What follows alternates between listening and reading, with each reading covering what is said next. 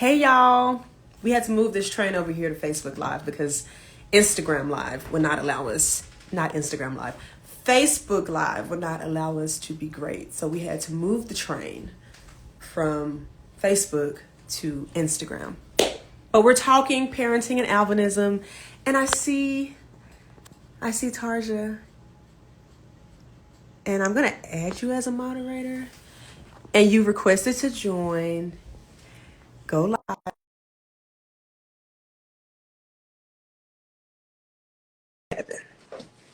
Let's see. Accept. I love it. Yay! Persistence, right? Oh my God. I love it. Yes, persistence is key. And your patience was just keeping me patient. You were like, okay, we're gonna figure out a way. That's so amazing. We need more of that in the world today. But oh my gosh, I'm so excited about this. Like my smile is just, oh my gosh. This is a real smile. I mean, y'all know we do everything big in Texas. So this is a Texas-sized smile right now because Tarsha Benevento is with us, and she and I, we connected years ago. And we had always wanted to do something like this, and now we're finally doing something like this. And we talked a minute ago, and she was saying she hopes that this is like the first of many things that we do together, and this is definitely the first of many things that we will be doing together because she is so amazing. And I'm going to give her the floor to speak in just a minute to just introduce herself and tell you guys who she is in her own words. But it's we talk about albinism from our point of view, like as albinos or people with albinism, obviously. But I always say that it's like parents, when they have children with special needs or special conditions, it's as though they are just like us too, because they carry the weight. We talk about getting stared at. It's like they get stared at. We talk about being bullied or teased.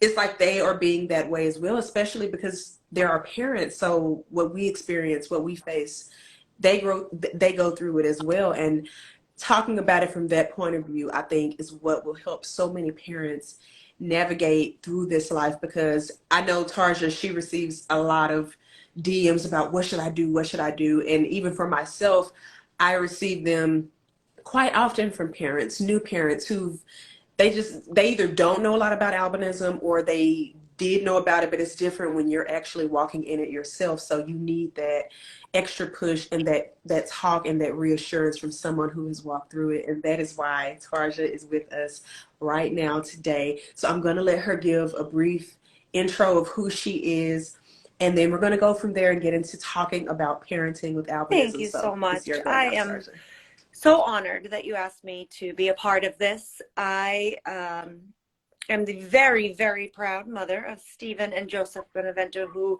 were both born with albinism. And when our son Stephen was born almost 15 years ago, we absolutely knew nothing about albinism. I literally said, Alba, what? Mm-hmm. What did you say? What? And it was the nurse who pretty much delivered Stephen, who said, I think that he might have something called albinism. And we were like, what do you even mean? I knew nothing about it. And then for a long time, I thought it felt like a long time. For the first day of his life, we thought that it meant just that he would have white hair. And we were like, okay, cool, whatever.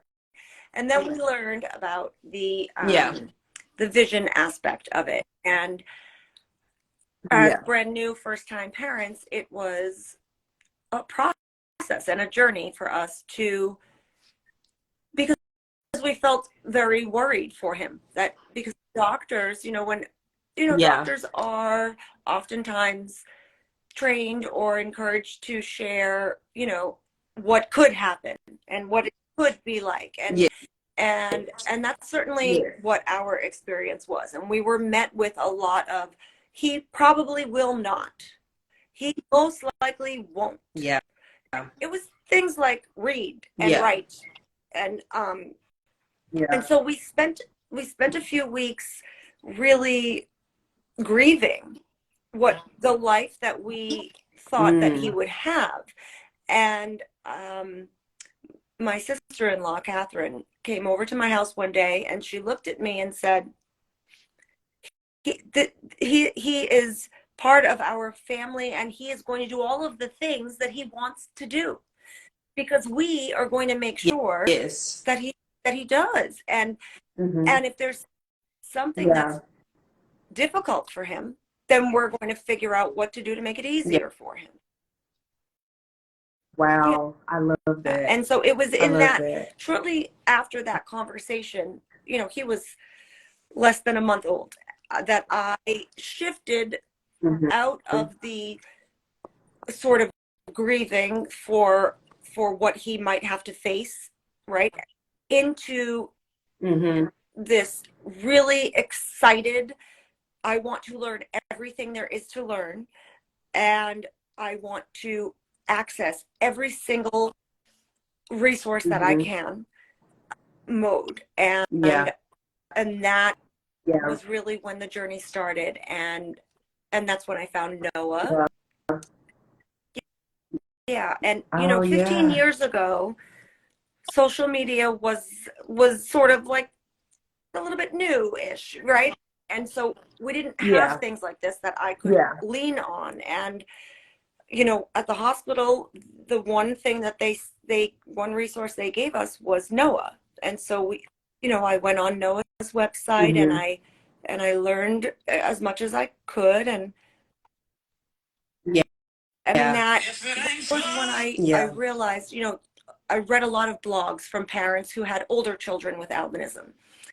And one of the parents really, what they shared changed everything for me, because I had been going out into the world with Stephen at that time. And you're right, people were staring, right? And it was like staring not just at him, but at me. But I, of course, felt so protective of him because he was a baby. And I found myself getting angry and wanting to protect him and stand up for him, right? And I read this post from a parent of, you know, in the Noah community that said, you know, it dawned on me that albinism is such a rare and special condition, right? That most people could live their whole lives and not necessarily see anyone with albinism. And so when people see somebody with albinism, they do look. It's not because they're trying to be rude or if they whisper. They're not trying. They're trying to be respectful. It's just that they don't know. And so what that person said that they did is that instead of getting upset, they took that as an opportunity to introduce themselves and spread some knowledge.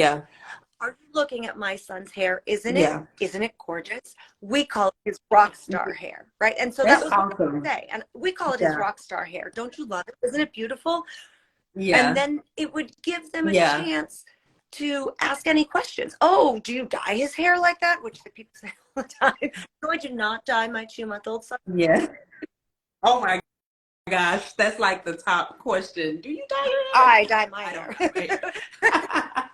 And it doesn't matter how much I dye, it will never be as beautifully white as the boy, right? And so it really shifted everything, and it allowed me to celebrate the uniqueness of my children. And then without even realizing it, they were witnessing me talk about albinism in this really positive and exciting and educational way to people that we would encounter. And it helped them to shape their identity and be like, oh, well, this is we believe in God, and God is a part of everything that we do. And it was, this is the way that God made me, and that's why my hair's white, right? And it's because there's this condition called albinism that is genetic, and it means I don't have any melanin. And this is what my babies would say. They were like 3. Why is your hair white? Oh, because I don't have any. I don't have melanin. That's why. Oh my gosh. Um, Oh. and that shaping of that perspective sort of allowed us to move forward, knowing that, you know, the boys would explore whatever they wanted as they went through life. And when they found something that they enjoyed, we would help them to enjoy it to the best of their ability and with the least restrictions as possible, right? And yeah. I guess for me, as a brand new parent, that was the biggest standout, right? To just remember that most people are just curious, and if we meet them with love and an open opportunity to learn together, then we had the most wonderful interactions all the time. Yeah. Yes, we do. We do. And I love how you said that about you and your husband and even your sister-in-law, just the family overall, working together as a unit to teach the boys that the possibilities are endless with albinism and that you can do anything that you put your mind to. And as you were talking about that, I was just going back in my mind, remembering my dad and my mom teaching us that, because in my family, I'm the last child in our family with albinism. There are 3 girls within our family with it.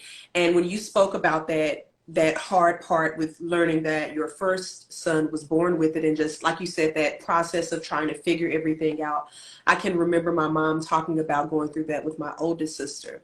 And then even on down to, like I said, myself, once we all were growing up together, they never made us feel like we couldn't. They always told us that we could.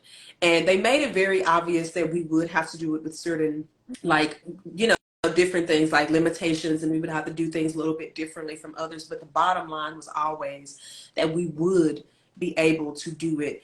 And to your point about the doctors, I remember going into the doctor's office as a little kid, hearing them say, it was like I wasn't even existing.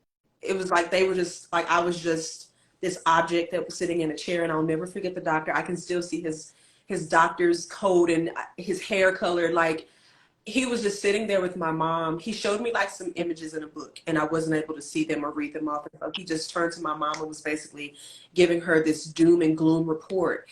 And I remember how I felt sitting there in that chair, feeling like, man, what am I?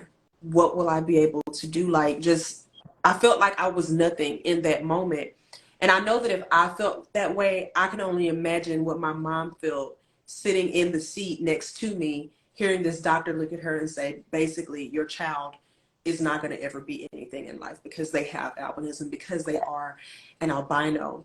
So Tarsha, if you could speak to the parents who have sat in those seats and may have to sit in that seat tomorrow, what can you say that will encourage the parent or parents to look beyond what they're being told and still instill that confidence within their child to know that they're going to make it and that they are something, they are somebody? The best thing that I could say is always take somebody, if you can, take somebody with you to these doctor's appointments. And if you cannot, just ask the doctor if you can record the conversation that you have so that you can go over it again.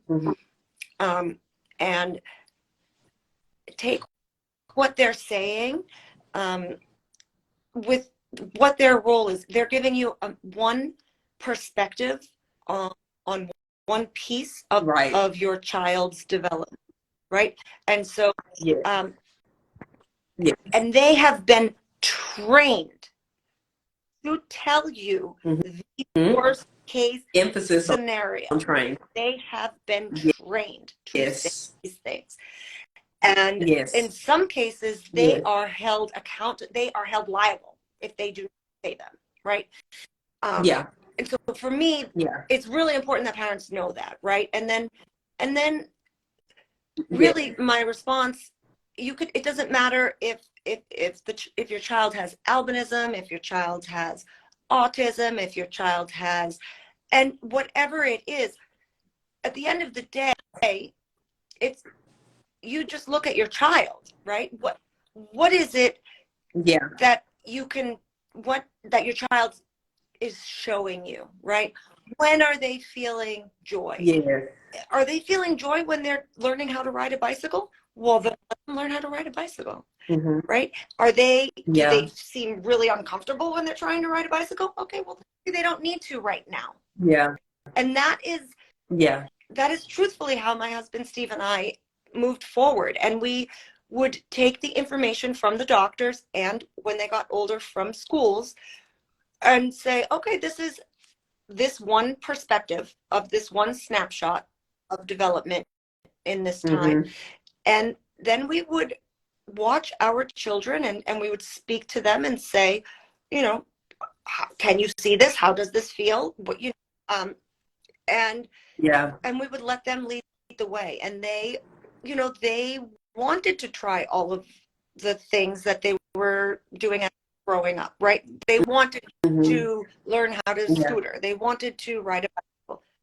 They, you know, Stephen was born in 2008. And so we were very lucky that the iPad was sort of growing with him, right? And so because of that, accessing print and being able to see things sort of wasn't an issue, right? We were very, very blessed in that way. And that has been a major tool for both of our boys throughout all of their lives. And there were points in time where, you know, parents would be like, they always have that iPad. And my husband and I had to learn not to allow other people's perspective, right, to cloud our experience or our feeling about what we're doing. And then we taught our children the same thing, right? The doctor has a perspective. We're going to use what they share. I love that. I love help that. us. We're certainly not going to let anyone's perspective put us into a box or limit what we try. So that's what I would say to parents is that, yes, of course, doctors have extremely valuable information to share with us, but of course, definitely, they're talking to us about medical things and they're not telling you anything about your child's spirit or their willingness to or to conquer things or, you know, and so that's how we have really led both boys through their childhood thus far. And, you know, over time, we learned to share with doctors how we would like for them to share the information with us as the boys got older. I love that. Yes, I love that. Definitely. My mom was the same way. Like, if there was a doctor and they started going left, like all the way left, okay, well, thank you. I'll move on. Me and my kids will, because that's the thing. You have a choice. You don't have to sit there and just take it. Like, you don't have to do that. You can literally move your services to another location. Thank you, but no thank you. It's not, listen, it's not easy. And I can tell you, I mean, this is a whole nother call about the insurance and the doctors of it all, right? I mean, I left my career in education to learn more about albinism and to learn. I mean, I was blessed to be able to do that, right? Not everybody can do that. I'm in a very fortunate situation, and that is not love. But I want to take what I was able to do and share it, right? And so learning how to properly access the benefits that our insurance provides us is really a full-time job, right? And if you're trying to do this while raising children and then children with special needs who have additional appointments and therapies and services, it's a lot. And so, you know, one piece of advice that I would give to parents, and especially new parents, is to schedule yourself a block of time, whatever you can. If it's 30 minutes a week, if it's whatever it is, the same time.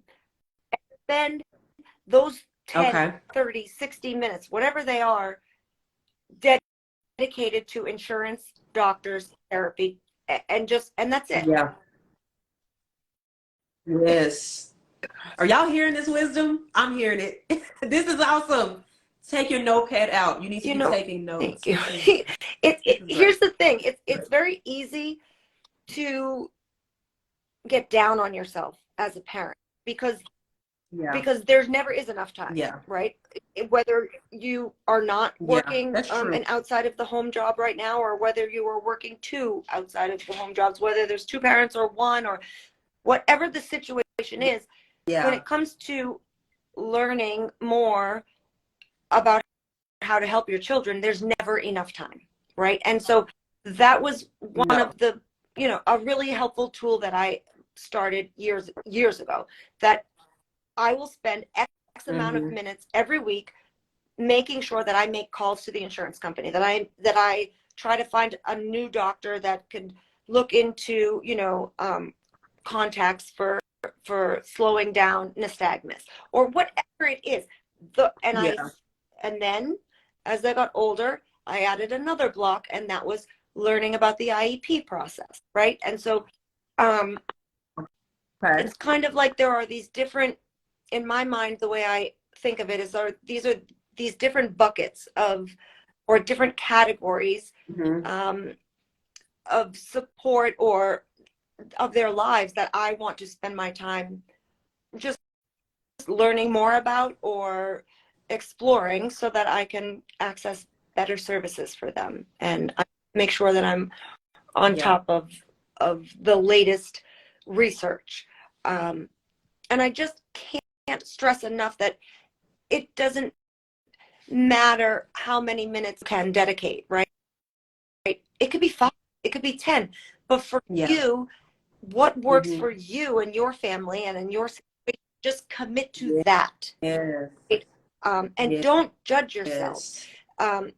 Don't feel badly that you wasted the whole 10 minutes on hold with the insurance company and then you got disconnected, because I'm telling you, it's going to happen.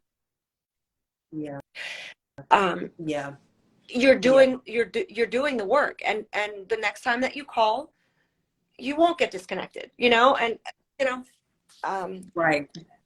So that's basically for me how I've been able to continue making sure that I'm advocating on their behalf, both medically and educationally, because I feel that it's important that I advocate for them in both fields, not one or the other, right? Because you can't just leave it up to the doctors, because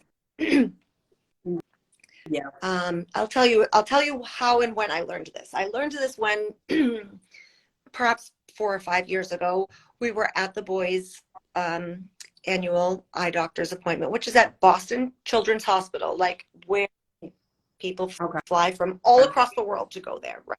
That's very, very well,